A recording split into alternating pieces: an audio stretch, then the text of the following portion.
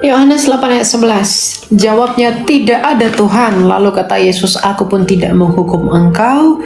Pergilah dan jangan berbuat dosa lagi mulai dari sekarang. Kenapa Tuhan Yesus mengampuni perempuan yang ketahuan berzina itu? Itu menjadi tanda bahwa di dalam Kristus, sebanyak dan sebesar apapun dosa kita, dia tetap menerima kita. 2 Timotius 3 ya, itu dikatakan, sekalipun kita tidak setia, dia tetap setia, karena dia tidak mungkin menyangkal dirinya. Karena kita itu diciptakan menurut gambar dan rupa Allah. Siapa gambar Allah? Kolose 1 ayat 15, Kristus sendiri. Jadi seluruh orang di dunia ini itu diciptakan menurut gambar Kristus, menurut Kristus yang adalah gambaran Sang Bapa. Nah, apa hubungan Yohanes 8 ayat 11? Ini berbicara tentang pengampunan, Pak. Bagaimana Tuhan kita Yesus Kristus itu mengampuni semua orang. Dia datang untuk orang berdosa. Dia adalah tabib untuk orang yang sakit. Dan apa penyakit seluruh orang di seluruh dunia adalah dosa. Semua orang berdosa itu telah berada di dalam dan juga di bawah kutuk maut. Dan Kristus datang ke dunia ini adalah menginjak kuasa maut itu dan mengambil kita dari kerajaan yang berkuasa atas kematian. Nah, jadi Yohanes 8 ayat 11 itu sebenarnya tidak punya hubungan sama sekali dengan kerajaan Allah. Meskipun kedatangan Kristus dan pengampunannya di dalam Yohanes 8 ayat 11 itu menjadi tanda bahwa kerajaan Allah telah dinyatakan bagi dunia. Coba kita lihat di dalam Lukas 16 ayat 16. Sebelum kita nanti masuk ke definisi kerajaan Allah ya. Lukas 16 ayat 16, hukum Taurat dan kitab para nabi berlaku sampai kepada zaman Yohanes, dan sejak waktu itu kerajaan Allah diberitakan, dan setiap orang menggagahinya, berebut memasukinya. Kerajaan Allah itu adalah suatu sistem di mana Kristus yang adalah gambaran Bapa itu adalah estafet terakhir yang menyatakan diri Bapa yang tidak kelihatan itu. Maka kerajaan Allah yang sesungguhnya, kalau sejak dahulu Allah berbicara melalui perantara para nabi menurut penulis surat Ibrani, maka di zaman Kristus anak Allah sendiri yang adalah firman Allah yang menyatakan siapa Bapa. Jadi tidak perlu nabi-nabi lagi.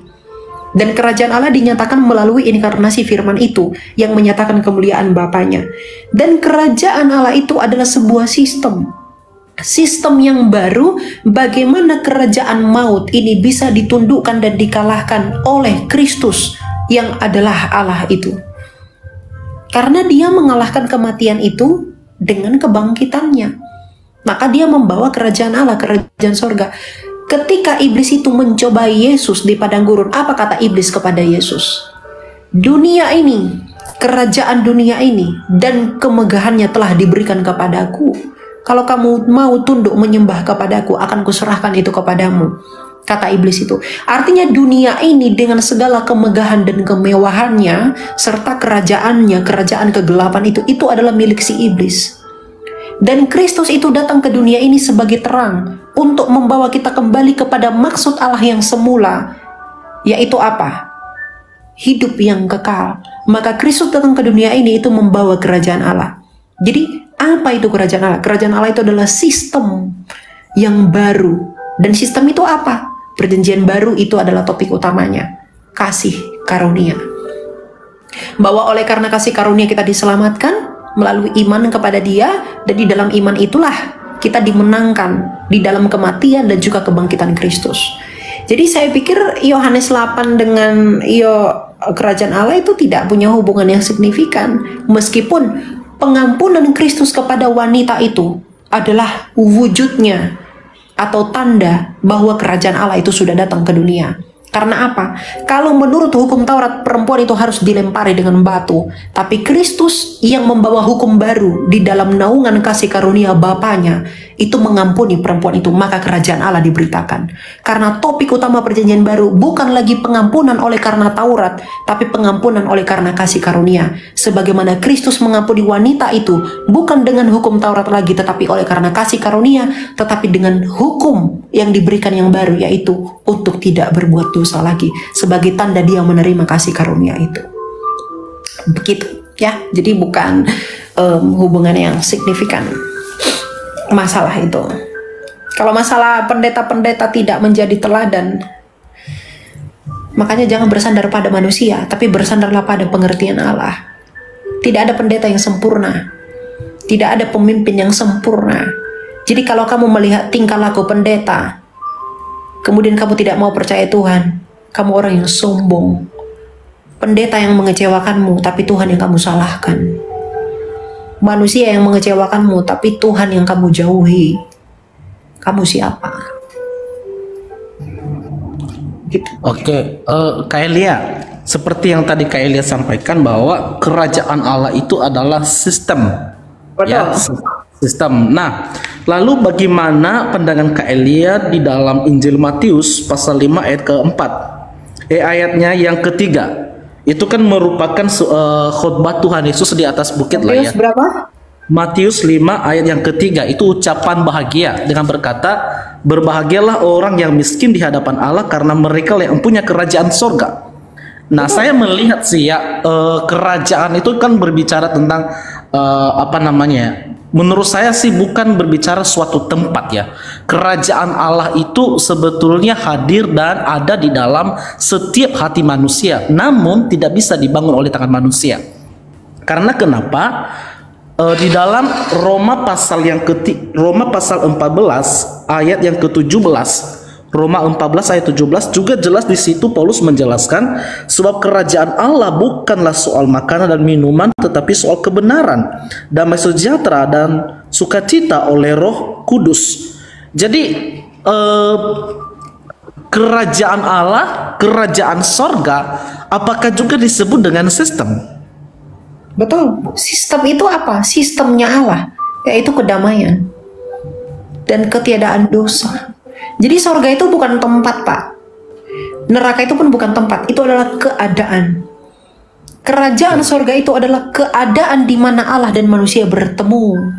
Makanya ketika Lukas 16 ayat 16 saya katakan tadi, kerajaan Allah dinyatakan bagi dunia melalui Kristus. Artinya ya di dalam Kristus itu Allah dengan manusia bertemu. Makanya dikatakan semua orang berusaha masuk menggagahinya.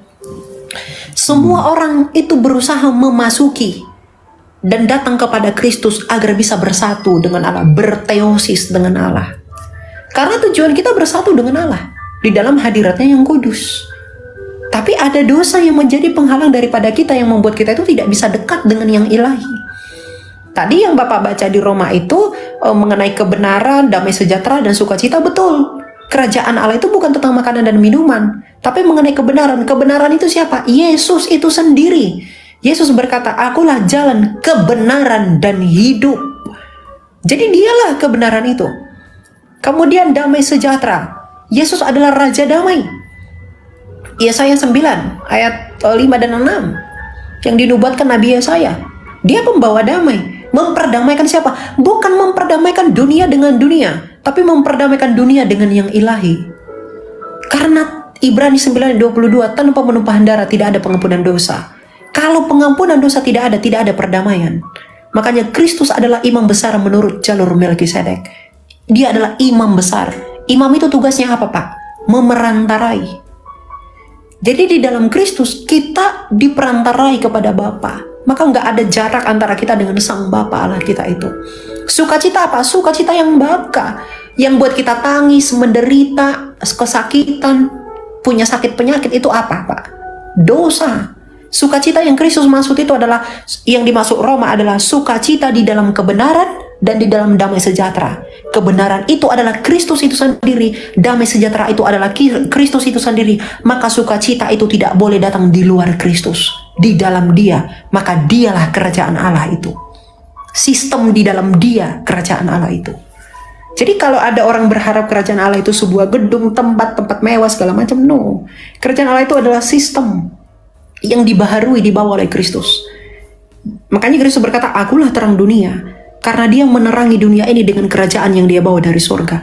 Yohanes 8 ayat 22, 23 dan 24. Yesus berkata, aku dari atas, kamu dari bawah. Aku bukan dari dunia ini, kamu dari dunia ini. Artinya kerajaan Allah ya memang bukan di dunia ini. Kenapa? Sudah rusak karena apa? Karena dosa. Gitu ya. Jadi kerajaan Allah itu ya sistem yang dibawa oleh siapa? Oleh Kristus. Siapa itu Kristus? Pernyataan diri Bapa yang adalah Allah yang esa. Kolose 1:15. Jadi kalau ada orang menanti-nantikan surga seperti suatu tempat yang enggak, kita nanti akan tinggal di bumi ini tetap. Bumi ini akan diperbarui menjadi baru. Tapi tidak ada lagi dosa. Kita dekat dengan Allah. Kita tidak akan melihat Sang Bapa. Kita hanya akan melihat Kristus yang adalah gambaran Bapa. Kita bisa bersatu dengan Allah di dalam kekudusannya tanpa ada dosa yang menghalangi kita. Umat Israel itu terhalangi bertemu dengan Allah dan harus diperantarai oleh imam itu karena dosa. Maka umat Israel itu bertemu dengan Allah di bait suci, di Beit Hamikdas, itu harus melalui imam dari Lewi. Maka kita bisa bertemu dengan Allah, Sang Bapa, itu melalui imam, yaitu Yesus. Jadi imam kita bukan lagi imam Lewi, tapi imam kita adalah imam Kristus. Makanya Tuhan Yesus bilang apa? Akulah jalan kebenaran dan hidup, tidak seorang pun yang sampai dapat datang kepada Bapa kalau tidak melalui aku. Itu kerajaan Allah itu, Pak. Memang nggak bisa diciptakan manusia, tapi dibawa oleh firman yang ilahi di dalam jasmaninya dia sebagai manusia. Bukan dari manusia, tapi di dalam, makanya kan ayat Alkitab berkata apa? Di dalam jasmaninya dialah berdiam kepenuhan Allah yang sejati. Di dalam dia yang jasmani, di dalam siapa? Di dalam Kristus. Firman yang menjadi manusia itu. Makanya Rasul Yohanes dalam 1 Yohanes 1 berkata apa? Segala sesuatu yang kami lihat, yang kami raba mengenai firman yang hidup, itulah yang kami tuliskan kepada kamu. Gitu. Jadi ya kerajaan Allah itu ya itu sistem. Ya. Itu bukan dibuat manusia, tapi dibuat oleh Allah melalui firman yang menjadi manusia di dalam dia. Oke, Kak Elia, terima kasih.